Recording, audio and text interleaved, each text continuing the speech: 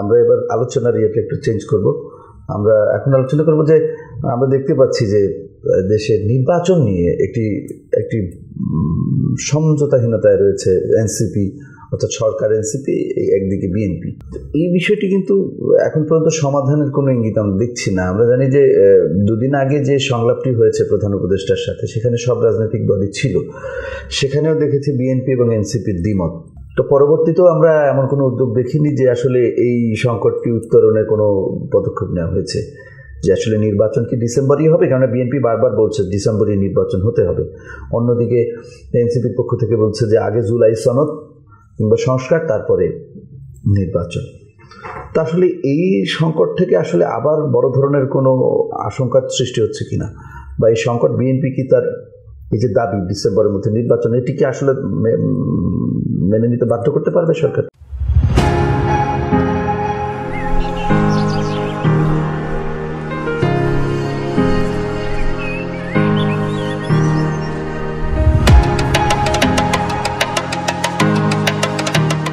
ধন্যবাদ আপনাকে। এর আগেও যখন তত্ত্বাবধায়ক সরকার ছিল, তারা কিন্তু 3 মাসের মধ্যে সকল আয়োজন সম্পন্ন করে সুষ্ঠু নির্বাচন উপহার দিয়েছে। বাংলাদেশের ইতিহাস আছে। কিন্তু এখন আমরা কিন্তু চাই না যে, এখন তো জুন মাস, আমরা কি বলতে পারতাম জুলাই, আগস্ট, সেপ্টেম্বর, 3 মাসের মধ্যে সেপ্টেম্বরের মধ্যে নির্বাচন দেন। কিন্তু আমরা চাই সরকারকে সর্বোচ্চ সহযোগিতা করতে হবে। সেপ্টেম্বর বলিনি, আরও 3 মাস বেশি সময় আমরা দিয়েছি, ডিসেম্বর। কারণ কি, ডক্টর ইউনূস সর্বজন বিদিত, সর্বজন গ্রহণযোগ্য ব্যক্তি বলেই তো আমরা এই জায়গায় বসিয়েছি। কিন্তু আমার মনে হয় ছাত্ররা তাকে বিভিন্নভাবে ভুল বোঝাচ্ছে। আমার মনে হয় উনি একটা বিষয় আছে না, যখন লেজ যদি মাথা নাড়ায় তাহলে তো বিপদ। ইস্যুটা হয়ে গেছে যে লেজ মাথা মনে নাড়াচ্ছে। এই জন্য আমাদেরকে এই জিনিসগুলো ভাবাচ্ছে কেন। মেয়র ইশরাক হোসেনের বিষয়টা কিন্তু একটা আদর্শ উদাহরণ। এই ক্ষেত্রে তাকে এখানে যখন বসতে দেওয়া হইলো, সেই জায়গায় তারা অফিস করে, তার অফিসটা ওই জায়গায় থাকার কারণ কি? মানুষজন তো বাজে চোখে দেখবে। অথবা এমন কোনো কুকর্ম সে করে রাখছে যে মেয়র ইশরাক হোসেন ওখানে গেলে নথিপত্র বের হবে। এটাও তো হতে পারে, এটা হইতে পারে। আমি ধরলাম, মানে হাইপোথিসিস ধরলাম, যে হাইপোথেটিক্যাল বিষয় যে হইতে পারে। এই জন্য সে ওইটা দখলদারিত্ব রেখে সেটা চাচ্ছে দখল করে রাখতে, সে ছাড়বে না। কিন্তু পাশাপাশি আপনার দেখতে হবে যে এটা না ছাড়ার কারণে এত মানুষের যে বিড়ম্বনা। বার্থ সার্টিফিকেট এই উত্তর সিটি কর্পোরেশনে প্রতিদিন, আমি সেদিন একটা ইয়েতে বললাম, প্রায় 500-700 মানুষের বার্থ সার্টিফিকেট দিতে হয় বা বিভিন্ন সময় একটা ইয়েতে, তো তাদের এটা থেকে বঞ্চিত হচ্ছে। আমি শুধু একটা ন্যূনতম ছোট্ট একটা উদাহরণ দিলাম। একটা সিটি কর্পোরেশন আন্ডারে অজস্র কাজ থাকে, অজস্র কাজ, হাজার লাখ লাখ কাজ। আমি একটা ছোট্ট বার্থ সার্টিফিকেট দিলাম, সেটার কারণে অনেকে বিড়ম্বনার শিকার হচ্ছে। এরকম অজস্র মানুষ ক্ষতিগ্রস্ত হচ্ছে শুধুমাত্র কি ছাত্র উপদেষ্টের মানে হেডমের কারণে। হেডম মানে কি, তারা ওই যে গায়ে মানে না আপনি মরণ, তাদের দশা হয়েছে এই দশা। আপনি যদি হয় আপনি রাজনীতি করবেন, তাহলে সেই দিন কেন 31শে মে রাতে গ্লোরিয়া জিন্সে আমরা দেখতে পেলাম যে একজন ছাত্র উপদেষ্টা, যার সাথে এনসিপির কোনো সম্পর্ক নাই বলে এনসিপির সর্বোচ্চ নেতারা দাবি করেছিলেন, সেদিন আমরা দেখলাম সেখানে এনসিপির সর্বোচ্চ নেতারা ছাত্র উপদেষ্টাদের বৈঠক করেছেন। তো এই ধরনের মিথ্যাচার বাংলাদেশের মানুষ তার ফেরত চায় না। তারা চায় এই আওয়ামী লীগের ফ্যাসিস্ট রেজিমে তারা যা দেখেছে তার বিপরীতটা, সব ভালো কিছু তারা দেখতে চায়। কিন্তু তারা দেখতেছে তারা আওয়ামী লীগের ফ্যাসিস্ট আচরণের ওই জায়গাগুলো তারা রিপ্লেস করতেছে তারা, এবং মানুষজন মনে করতেছে যে Awami League is replaced by NCP. মানুষজনের, সাধারণ মানুষের ধারণা। কারণ আপনি বলেন এরা তো এই সমাজেই ছিল। আপনার এই যে যারা এখন ছাত্র প্রতিনিধি হয়েছে, এরা এই যে আমাদের অনেকে আছে ছাত্রদল, যখন যারা বন্দুকের গুলির মুখেও নলের মুখে ছাত্রদল করেছে, এর বাইরে যারা ছিল এরা নিশ্চয়ই ছাত্রলীগের দ্বারা সুবিধাভোগী। আপনার প্রত্যেকটা হলে কিসের বিনিময়ে সিট দেওয়া হতো? ছাত্রলীগের প্রোগ্রামে যাবে এই শর্তে তাদেরকে সিট দেওয়া হতো। তাহলে এখন যারা বলতেছে খুব সুন্দর সুন্দর কথা, সুন্দর সুন্দর চেহারা, আমাদের চেহারা তো সুন্দর না, রাজপথে পুরেই তো কালো হয়েছে। অনেকে আছে বিদেশ থেকে হায়ার করে লোক ধরে নিয়ে আসতেছে। আমাদের এক ডাক্তার বোনকে দেখলাম, তাসনিম, যারা সে শেখ হাসিনা বিরোধী কোনো স্ট্যাটাস 5ই আগস্ট বা 36শে জুলাইয়ের আগে দিছে, এরকম আমি কোনোদিন দেখিনি বা আমাদের লোকজন দেখে নাই, বাংলাদেশের মানুষ দেখে নাই। তো হঠাৎ করে রাজনীতির কারণে আপনি আসবেন, অবশ্যই দেশকে সার্ভ করবেন, কিন্তু পারস্পরিক শ্রদ্ধাবোধের জায়গাটা ঠিক রাখবেন। আপনি যখন বলেন যে 16 বছরে আমরা কি করছি, আপনার তখন বুঝতে হবে জনগণের যে আক্রোশটা, ক্ষোভটা, সারা বাংলাদেশ কেন সারা বিশ্বের যত গণ অভ্যুত্থান হয়েছে, সবগুলা গণ অভ্যুত্থান জনগণ যখন সম্পৃক্ত হয়েছে তখন সফল হয়েছে।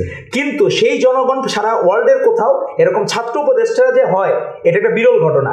আপনি একটা মিনিস্ট্রি মানে আপনি বুঝেন তথ্য মন্ত্রণালয়, যে তথ্য মন্ত্রণালয় একটা চাকরির আবেদন করবে, সে হয়ে গেছে তথ্য মন্ত্রণালয়ের মন্ত্রী। যে একটা আবেদন কথা চাকরির জন্য, সে তো মূলত আন্দোলন করেছে, সে বৈষম্যের শিকার নাই, পড়ালেখাও শেষ করে নাই, সে পড়ালেখা শেষ করে নাই।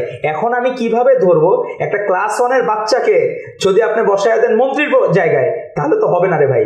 আমরা নিজেরা, আমরা ছাত্র রাজনীতি করি, আপনারা এখন আমাদের বয়সের কথা বলেন। যখন আমরা ফ্যাসিস্ট হাসিনা বলেছি, যখন আমরা তাদের বন্দুকের গুলির মুখে প্রতিবাদ করেছি, তখন তো আমাদের বয়স নিয়ে কথা বলেন নাই। আমরা যে পোর খাওয়া, আমাদের এই চেহারা বাপ মা তো ছোটবেলা আমাদেরও আদর করে বড় করছে, তাদের বাবা মা যেমন আদর করে বড় করছে, আমাদের বাবা মা তো আদর করে বড় করছে। তাহলে আমরা যে কষ্ট বা শ্রম, এগুলো পরিশ্রম কিসের জন্য? এই দেশকে একটা সুন্দর পরিবেশ দেওয়ার জন্য। সেই পরিবেশটা রাজনৈতিক পরিবেশ, ধর্মীয় পরিবেশ, সামাজিক পরিবেশ। আপনি দেখেন উগ্রবাদী চিন্তা অনেক কিন্তু ইন্ধন দেয়, কিন্তু বাংলাদেশের মানুষ কিন্তু সেই ইন্ধন নেয় না।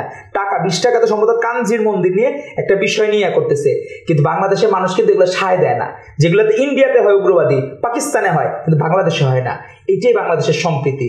এইবার পহেলা বৈশাখে মানুষজনের মনে হয়েছে একটা ঈদের আনন্দ। সকল ধর্ম পেশা আপনি যে কাউকে জিজ্ঞেস করেন, এবং কেউ হ্যারেস হয় না ন্যূনতম। কিন্তু আপনাদের এখানে দেখলাম যে নতুন একটি রাজনৈতিক দল, 23টি রাজনৈতিক দল, 26টি রাজনৈতিক দলকে ডেকেছিল। এখন তাদেরটা কি ওই যে ব্র্যাকেটে লিখতে হবে 25টি রাজনৈতিক দল প্লাস নিবন্ধন প্রত্যাশী রাজনৈতিক দল, এভাবে লিখে দিতে হবে। মিডিয়াতে তো লেখে 26টি রাজনৈতিক দল, আবার লেখে ওইখানে 3টি বড় দল। 3টি বড় দল কিভাবে হয়? আপনি যখন 2001 সালের ইলেকশনে, সেবারও বিএনপি 42.5% ভোট পেয়ে রাষ্ট্র ক্ষমতা অধিষ্ঠিত হয়েছিল, জামাত পেয়েছিল 4.5% মতো।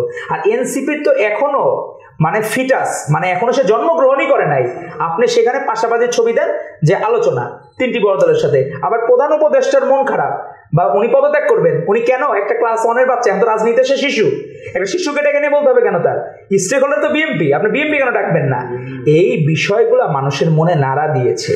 আপনি দেখেন গত দিনও দেখলাম বিভিন্ন নিউজ চ্যানেলে সাধারণ মানুষকে জিজ্ঞাসা করতেছে যে আপনারা কি চান।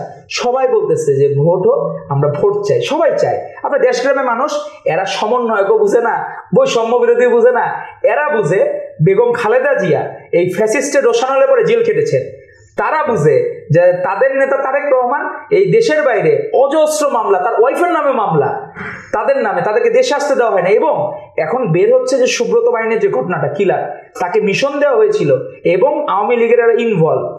তাহলে যাকে ফ্যাক্টর মনে করে তাকেই তো তারা ধরবে। সেই জায়গায় যারা নির্বাচন চায় না, এদের একটা অসৎ উদ্দেশ্য আছে।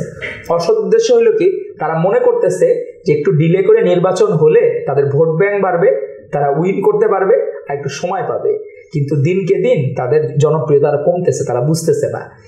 কারণ হচ্ছে কি, যত আপনি মানুষের সাথে চলবেন বুঝবেন, তাদের কিন্তু ফ্যাসিস্ট আচরণ। আজকে দেখলাম একটা ভিডিও হয়েছে যে তাদের একজন মনে হয় মুখ্য সচিব, মনে হয় যে সার্জিস আলম, তার একটা ভিডিও, সে শেখ মুজিব বন্দনা করে, যদি বন্দনার জন্য নোবেল দেওয়া হইতো তাহলে শেখ মুজিব বন্দনা নোবেল পাইতো সার্জিস আলম। সেই বন্দনাকারী এখন শেখ মুজিবের গিবত করতেছে। তো আমি কেন ধরবো না যে আপনার সুবিধা অনুযায়ী আপনার চরিত্র পাল্টান? আপনাকে আমি ধরতে পারি যে গিরগিটি রং বদলায় না, আমি তো বলতে পারি যে ইতিমধ্যে আপনি রং বদলায় ফেলেন, কিন্তু আমাদের এই মুখ দিয়ে আমাদের যারা নেতাকর্মী ছাত্র দলের একদিনের জন্য শেখ মুজিব হাসিনার বন্দনা তারা করে নাই। কারণ কি? এই দেশের জন্য তারা ক্ষতিকর।